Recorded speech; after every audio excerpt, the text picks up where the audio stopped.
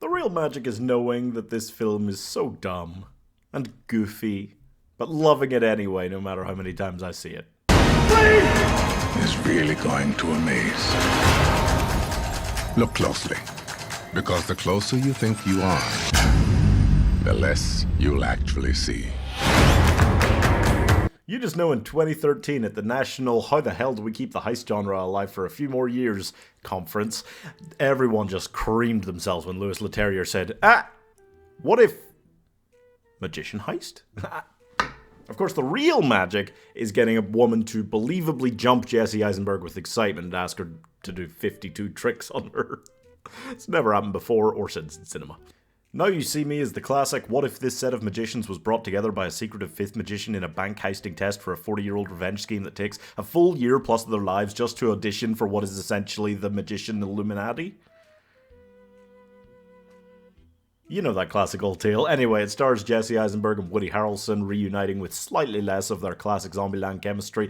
Also, Davefranco, Isla Fisher. Also, Michael Caine, Morgan Freeman. Also, Mark Ruffalo, Melanie Laurent. This is insane. Was this level of cast? How did they put it together? And also, was it really necessary? Can't hate it. It's just so packed with lovable people. So, these four magicians were brought together, they do some tricks that they explain, and many others that look and feel absolutely impossible. I don't think I'd ever believe you if you said that all of the tricks in this film could actually be done by magicians on a stage. Like, no way. They also give the runaround to Mark Ruffalo's Agent Rhodes, who's hunting them with the FBI.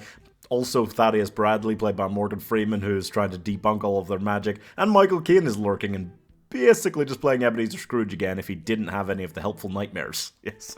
So, this is a silly but lovable film. To me, it feels like a kid's magic show for adults. Like, it's just that kind of entertainment. Just so easily digested. It moves so fast as a film. Like, every time I put it on, it feels like it's absolutely just done.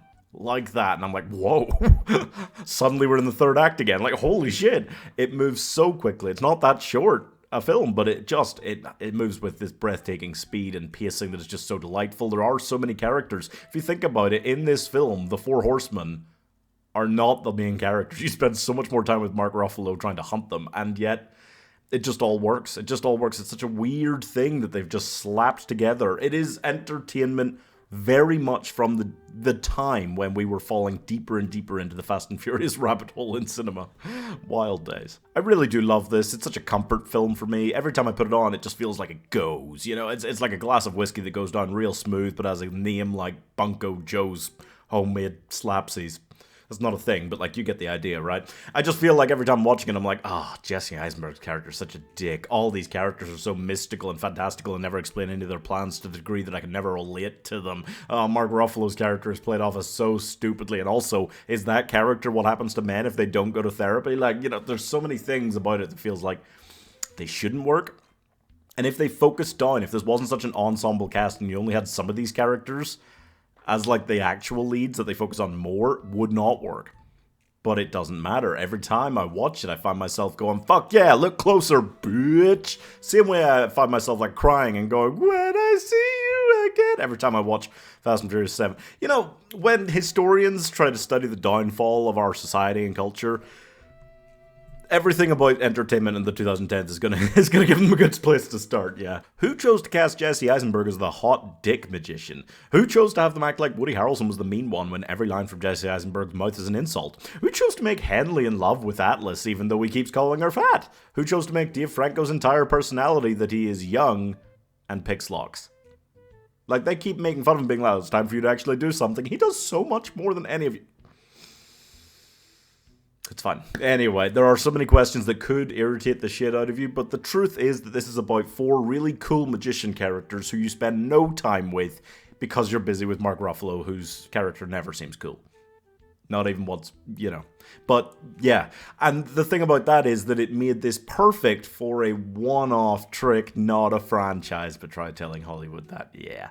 I'm giving Jesse Eisenberg Acts Like a Douchebag World Tour 4.5 stars. Like, there's just this one scene where they're on stage just doing, like, different tricks, and Isla Fisher, like, Jesse Eisenberg blows this giant bubble. Isla Fisher jumps into it and floats around the place, and you're like, nah, I don't Nah, they can't do that, right? That's real magic.